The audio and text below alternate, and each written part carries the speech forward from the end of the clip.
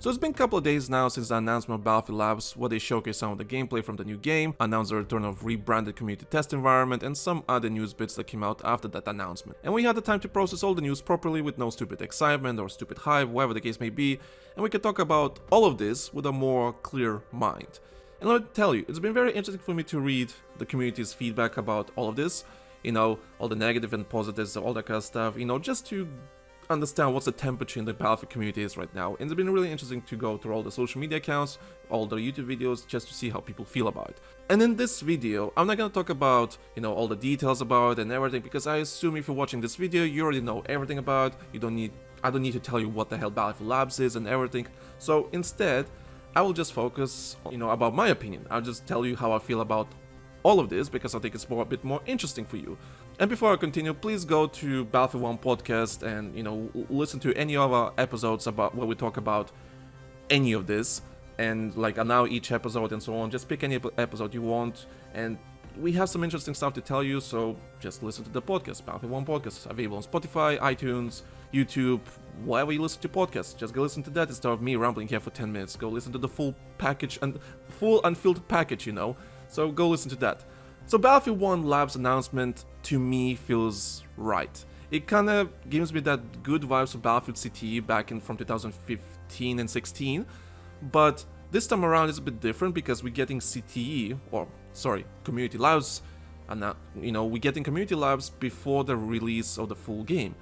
And I remember I was talking to developers back in 2015, 16, and they were talking to me like, hey, we would love to have CTE before the new game, because it will give them so much data and valuable feedback about their game, and they could change something before the full release. So I'm glad they're doing that.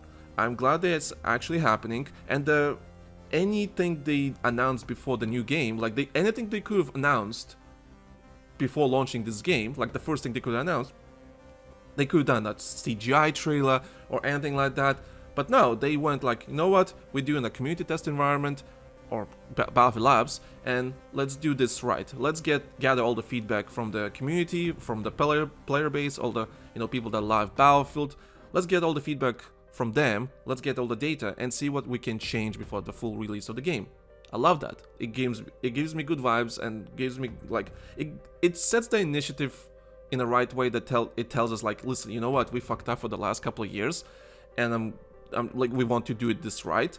And honestly, I'm not surprised, because this game is expensive. I mean, no matter what you think about it, this game is expensive to EA, and the way Andrew Wilson talks about this game in the investors call, it tells you this game is very expensive, and they want to get this right. It's a lot, there's a lot of writing on this game. We're talking about 4 studios making one game. And it's actually not the same thing as Activision with Call of Duty. Infinity working on Modern Warfare games, Treyarch is working on the Black Ops games. This is a bit different. And they even announced the Battlefield Studios thing. They even announced hey, each studio at EA is working on a particular part of the game, and basically which creates a full-fledged package, And game sounds expensive. But overall, I think the vibes are really good. Even David Sirlin in the video, who was the lead producer for CT back in Battlefield 4 and Battlefield 1, he literally said listen, we did this before, but we never did this on this scale. So, and what he means on this scale, that is, we're literally in pre-production or post-production, whatever you want to call it, of this game. We're in pre-alpha. We're gonna give this game to the audience, to the Battlefield players, to play this before the full release. And it's not like a beta or alpha. We're talking many months before the full release, and they can react to the changes. They can react to all the feedback they're gonna get, and they can change everything they want about the game, because how you feel about this mechanic, how you feel about this, and blah blah blah, and so on. And that's great. Just because of that's already a stronger message, a more positive message I'm getting from this game than I ever got from Battlefield 5 or Battlefield 2042, that matter. For example, 2042, I was begging for that type of game since Battlefield 4, 2014-15. I always said listen, I want a game that is taking place between 2142 and Battlefield 4. I want a nice prequel to that setting, to the Battlefield 2142 setting, which Battlefield 4 Final Stand DLC was basically that. That, to me, is the perfect Battlefield setting. when the game came out, when Battlefield 2042 came out, it was not that. It was absolute disaster, and that game still makes me angry on many different levels, even though the game is, unquote, fixed. And I'm so sorry if you hear any knocking in the background, because construction in front of me. The game came out broken, it was not fun, but even then, when the trailer got released for Battlefield 2042, the announcement trailer that the game exists, right? The trailer was fantastic, but even then I was like, something doesn't feel right. You know, something doesn't feel right, I don't feel it. Yeah, this trailer was exciting and everything, but something doesn't feel right. Me, watching this Battlefield Labs announcement video and thinking to myself, even though it's loads of corporate jargon happening there, loads of corporate speak and everything, biggest Battlefield ever, we're talking about, you know, we want to gather feedback and all that kind of stuff, like, that's fine, like, loads of talking heads, loads of corporate shiz happening in that video, it's fine. But I get a better feeling from this video alone than I ever did from anything from Battlefield 2042 or anything prior before, you know, like Battlefield 5 or Battlefield 1. Like, I'm getting a better feeling from this video alone than I ever did from that game. That being said, what about the gameplay footage? Yeah, it gives me Battlefield 2042 vibes, don't get me wrong, and the reason for that is because of the gameplay they showed. So the way David Sullivan explained, like, the animations are still placeholders and everything, and RPG, for example, it's the carbon copy from Battlefield Portal, which is fine, you know. I will not talk about the gameplay much, because from the way he described it, it's just a... Go listen to Battlefield 1 podcast, I literally talk about that in more detail. I'm just gonna say this, I don't think we should worry about that too much yet, because there's still plenty of time to change everything, and it's literally winning pre-alpha. This is just, you know, building the foundation, and honestly, Battlefield 2042 as a foundation is not a bad foundation per se, but anyway, go listen to Battlefield 1 podcast where I talk about this more often, you know, in more detail, so you can understand where I'm coming from, but I think it's fine. But yeah, I will not judge the gameplay too much about it, because it's still early days and still stuff will change, and if we're getting those playtests like they promised in the next couple of weeks, fine, there will be some feedback they can gather and stuff will be changed. I believe in that, and I think we're fine in that department. So I'm not gonna analyze the gameplay too much because it's still early days. But I do love the vibes of the gameplay they showed and everything. It does feel like a Battlefield game, and some people say it feels like a Battlefield 3 game, but remastered. Yeah, I don't know if it's because of they use the same voiceover files from Battlefield 3 in this footage, and because they use the Battlefield 3 theme song in this footage, maybe that's why it's giving us Battlefield 3 vibes, and I fully understand that. It's just Battlefield 3 with no blue filter. I get that. That could be the case. But honestly, it's fine. I have no problem with that. There's also some news that Battlefield Portal is coming back from, I think it was from Flakfire's video, where he had an online presentation with EA before the Battlefield Labs was announced. And Battlefield Portal coming back is a good thing, is because it's one of those things that I think Battlefield needs. Battlefield Portal as an idea is a really amazing idea, and people think like, oh, well, it's gonna you know, spread the development, you know, making Portal again and so on and all that kind of stuff. Let me tell you this: the main meat and potatoes of Battlefield Portal is not the all remastered content, like, you know, Battlefield 3, 1942, all that kind of stuff. That's not the point. You have to understand, the main meat and potatoes of Battlefield Portal is not the content itself, that remastered content, like, you know, Caspian Border or whatever the case may be. It's fine. It's not the content itself, it's the tools that they provide us to make something that we want. That's the joy of Battlefield Portal. Like, Battlefield Portal and Battlefield 2042 was a good start, but it's still lacking loads of, you know, elements that I really want for this to be really good. For example, I would love to move my flags around in some different locations and everything, you know. I would love to move my flags on the map and put the objective in any place I want. We could not do that in Battlefield 2042 Portal, and I wish we could do it in the next game. So, like, imagine, like, I can make my own game modes and all that kind of stuff. Like, I would love to do that, but I don't have the tools yet, or like that rebirth tools to make that happen. What about the release date? So, EA's investor call happened, and let me tell you this, I'm kind of impressed by EA at this point.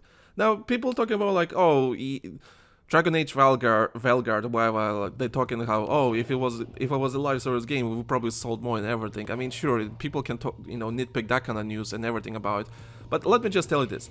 So, EA announced that they don't have, well, the team is, like, the development team is aiming for this fiscal year's release date, which is starting from now until next year's 2026, April 6th.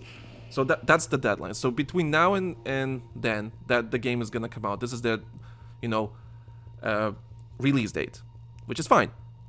But usually with other previous Battlefield games, we knew that when the game is coming out, because EA's always say like, yeah, this is coming out before holiday season, blah blah blah, and we always knew. We never knew the exact date, like 7-8 months before the game comes out. We never knew the exact date, but we knew when the game is gonna come out. This time around, they said like it's coming out this year, which could be autumn, could be November or October as usual, or it could be February or March. And because this is the first time I see EA being very vague about the release date, I have a feeling that this game might come out like in March. I don't think it's gonna come out this year, especially this GTA 6 just announced that, yeah, we're coming out this autumn. And I'm like, okay, I think we're gonna be getting a Battlefield game next year, not this year. I think we're gonna get it in March. And even Agile Wilson even said like, you know what? I'm not opposed to, postponing the game beyond fiscal year 2026, which is after April 6th. So that means if they want to, if they feel like it, they could release the game in next summer, not this summer, the next summer, or next autumn, depending how everything, goes on. And I'm like, huh, that's interesting. And of course people will be mad, like, well, why take it so long? Well, think of it this way. If we are getting community test environment, Battlefield Labs, and we're gonna be able to play this new game in the next couple of weeks, I see nothing wrong with community test environment or Battlefield Labs just basically being active for a year until March and just, refining the game until it's in full release, and we're gonna get a good, fantastic game, next year. I see nothing wrong with that, and it's loads of content for us content creators, lots of excitement for other people to get excited, to test it out, and people, they said like it's gonna be a limited time space, how long you can, how many people can play this thing. But you know what? I think it's a good thing because it kind of puts everything in the right place. It gives them the data and the feedback and everything, and it gives them the time to change anything they Battlefield community doesn't feel like it. For example, there's loads of conversations happening about the classes, because there's 4 classes right now that there's 4 classes that were announced. So basically Assault, Engineer, Support, and Recon. And basically Medic became mixed with Support, and people don't like that because Assault class is a bit more selfish class, and it's not interacting with other classes and so on. Like, there's a big conversation about that, but I'm not gonna mention that. I'm just saying this: if people are not happy about something, they can put their feedback into the playtest. Let DICE and everyone, other studios, know how they feel about something specific in this game. And if the game is coming out March 2026, there's time to change all of that. It's fine. So overall, I do feel good about Battlefield Labs. I do feel really good about all of this. It gives me good vibes. It feels right. Something just feels really right about this game. I don't know what. I did say many months ago that they will nail the aesthetic of this game, and so far from what they showed us, they are nailing the aesthetic so far. So that aesthetic alone, I think they're nailing it so far. There's also other question marks about the live servers, that kind of stuff, the cosmetics, the gameplay and all that kind of stuff. That's fine. So I'm just saying that so far so good. From that IGN article with Zampella saying, confirming classes are back, 64 players are back, we're gonna have a Battlefield experience that we kind of been missing for the last couple of years. And now they show this corporate, yes, trailer of announcement for Battlefield Labs. It's fine, it's corporate, but they're saying the right things so far. And the way the Battlefield community is reacting to all of this, they're excited, but I have to agree with the Battlefield community. We're a bit jaded and a bit more cautious about everything they're saying. Fully agree with them. Fully agree with them. And I have to agree with the Battlefield community on this one. It's just one of those things that you can't force it. You just have to show it in this case. Actions speak louder than words. And in this case, they have to drop us the Battlefield Labs, the playtest and everything, just play and give us, we give you the feedback of the game and you react to that feedback. That's the only thing we can do. And so yeah, I have to agree with the Battlefield community. We're a bit jaded, we're a bit cautious, because we heard this before. We've been here before, and we were gaslit many times before about all the problems regarding Battlefield. But yeah, that's my opinion about this game, about this announcement, about this Battlefield Labs and all that kind of stuff. I feel really good about this, I'm really excited, but I'm really cautious about everything, and I'm looking forward to what they're gonna do in the next upcoming year. And I don't think we're gonna get a game this year, because it sounds like EA is not... that doesn't want to release next to GTA 6, and there's also... hey, there's opportunities to grow the franchise. There's actually opportunities here to grow the franchise, and that's perfect. So we'll see how it goes. Anyway, so thank you for listening to my ramblings. Check out Battlefield 1 podcast where I talk about this non-stop. And yeah, I'll see you guys in the next one.